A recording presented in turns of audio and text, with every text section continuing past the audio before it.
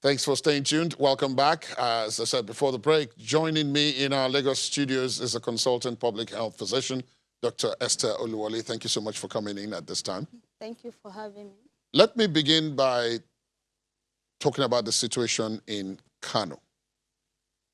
Barely 10, 11 days ago, Kano had only one case. Just one case, yes. And today we're talking about 60-something cases. Is this normal, what had been warned about when we talk about the speed of spread? Well, I won't say it's not expected. But if by the time we're having a lockdown in Lagos, in Ogun, and FCT, Abuja, if everybody has done the same thing, most likely taking every necessary precautions, social distancing, hand hygiene, use of face mask and everything, maybe Kano will not have had it like this.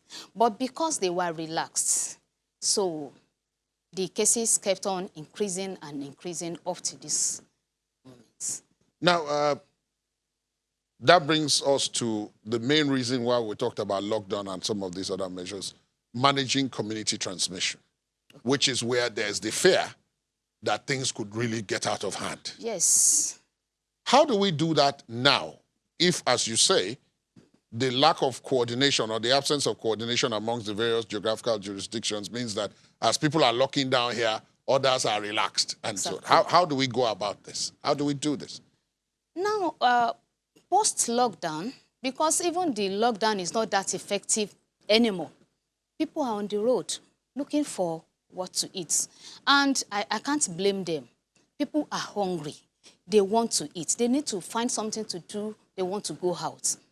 Now, post-lockdown, there need to be new strategies because you can't continue, you can't lock people in forever.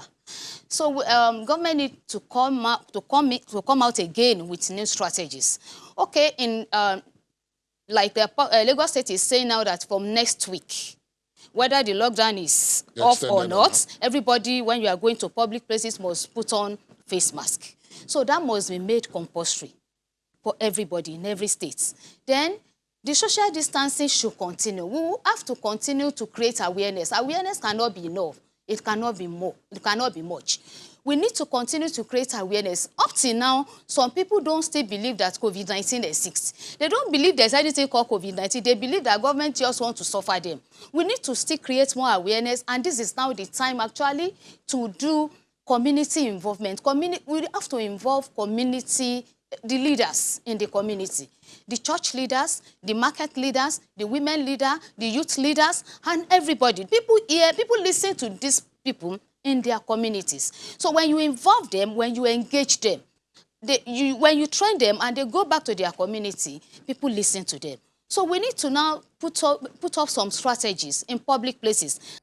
Water, running water, that people can wash their hands. And then put on the sanitizer to rub your hand before you enter to do your shopping. And there should be a way that you can control the people coming in and coming out. And also in the market, there could be some strategic locations that these things will be, so that then the buses, the vehicles, government needs to come up with what's the different policies, because this is now community transmission.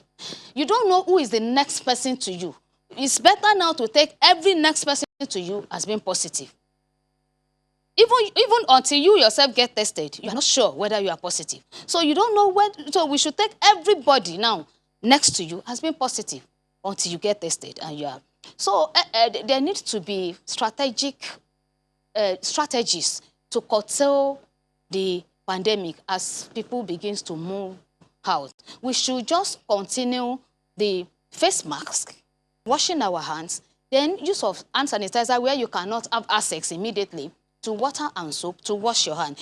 Physical distancing and social distancing cannot be left out. Then we need to involve, we need to educate, we need to involve the community leaders. Then we need to continue education in the community. We need to let people know that this virus exists and so that they can take precautions, so that they don't see it as, oh, government wants to punish us. Now, if we take a look at it now, the part of the reason for the lockdown was for people to be caught at home so that they could do some of the things you've just mentioned. Yes. That is the issue of testing them Yes. and then looking for contacts of Yes. cases already confirmed positive Yes. who may have been moving around, but with the lockdown, they will be in one place. Yes. If we are examining a post-lockdown Lockdown. era, how do we go about those kinds of people? Because as we have more and more cases, almost 800 of them now, Yes. Still have to do contact tracing. they're still doing contact tracing Yes. as each new case comes Yes. up. How do we do that if, the lockdown is no longer in place? Well, contact tracing needs to continue. It cannot be stopped. Anyhow, people will still move around, but we need to find a means of locating them, especially when you know this person has had contacts, is on your list, that is a contact. We need to look for that. Contact tracing cannot be stopped. It has to continue. We have to find them. We have to test them, so that if they test positive, you can isolate them. We can't just fold our arms and say, okay, post-lockdown, everybody should just go. No, all those preventions should still continue. So contact tracing, house-to-house contact tracing, still continues. But if these people are not at home, if things return to, maybe I shouldn't use the word business as usual, but yes. if things return to fairly normal, yes. they'll go to work, yes. they'll go to school, yes. others will go But they have phone number. Thank God for social media. We can reach them on phone, can text them, can get to their house and drop something for them that, please, your attention is needed somewhere, and can call them. So we still have to reach them. Are you optimistic going forward that we will be able to get a hand on this pandemic, even if some of the things that have kept people in a bind, so to speak, are removed?